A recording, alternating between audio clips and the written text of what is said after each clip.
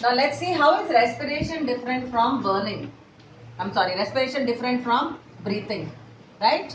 I said breathing is the first step for any respiration, because unless breathing is done, children, you cannot have the air entering inside. So breathing is the first step in the respiration, but both are very different here. It is because breathing is merely a physical process where only the within the surrounding and the nasal cavity, the air exchange takes place.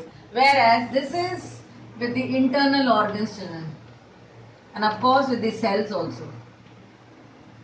Yes, so it is within the cell. We can call it as intracellular. Whereas it is outside the cell, which is called as extracellular. The air is only entering inside the body, which further gets into the respiratory system and reaches to the cell, and all that respiration takes place inside the cell. That is why we call it as intracellular. Intra means within the cell, right? And during breathing, children, you actually don't require any enzymes.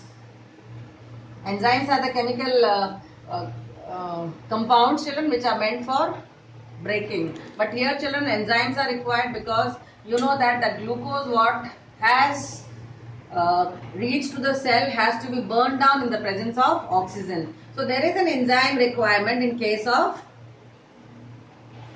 respiration. So breathing can never be called as respiration, but in respiration the breathing is only one first process during which only the air is allowed to come inside. Now let's see how is this respiration divided into its types, and what are those two types and how are they different, children.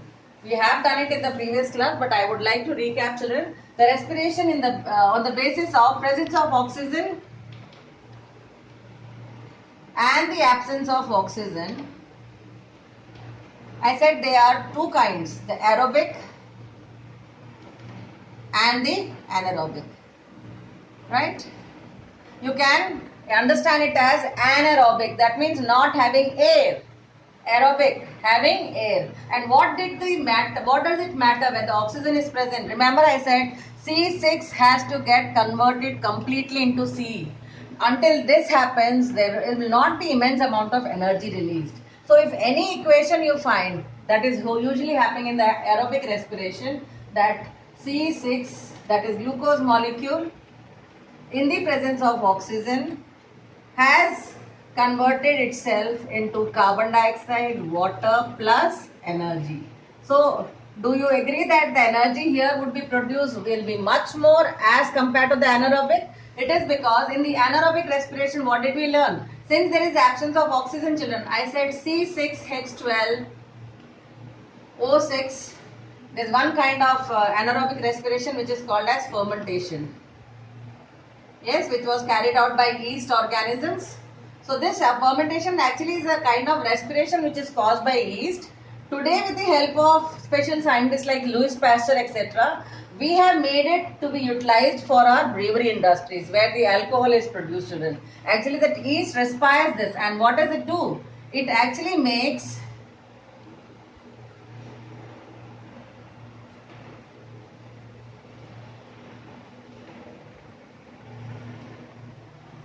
and water. Now when you see this ethyl alcohol is nothing but C2H5OH. So the complete burning is not taking place. As a result, children, the energy released is not as much as it is released in the aerobic. But since yeast are living organisms which are very very small, tiny ones, single celled organisms, some of the bacteria also are known to respire through anaerobic means, children. Some bacteria which are found in sewage treatment, you will be learning in the later chapters of your science class in 7th.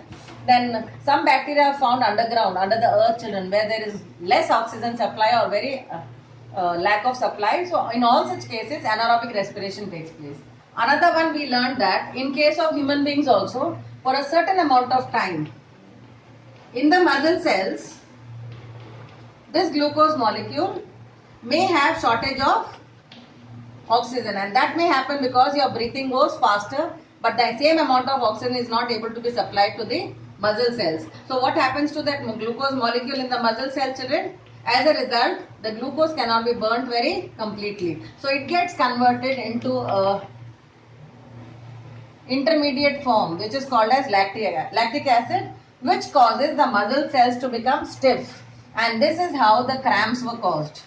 I have explained you in the previous session. So the anaerobic respiration is just for a moment or few hours only, or you can call it as, depends upon how you are going to treat the person, children. So it is not going to last for long, and during this process the stiffness of the muscle is taken care by blood circulation getting improved, rubbing, or by applying a spray, children, which would make the oxygen supply again to be supplied to the muscle cells, and further the complete breakdown would go on as normal cells do, and then this muscle cramps get relaxed. Okay, so how is the aerobic respiration different from anaerobic, children? You found that the molecules are same, of course, the same glucose molecule is undergoing the respiration, but it happens in absence of oxygen. It happens in absence of oxygen, and this takes place in the presence of oxygen. Amount of energy released because of presence of oxygen is very high as compared to the anaerobic respiration. You have seen it here, children,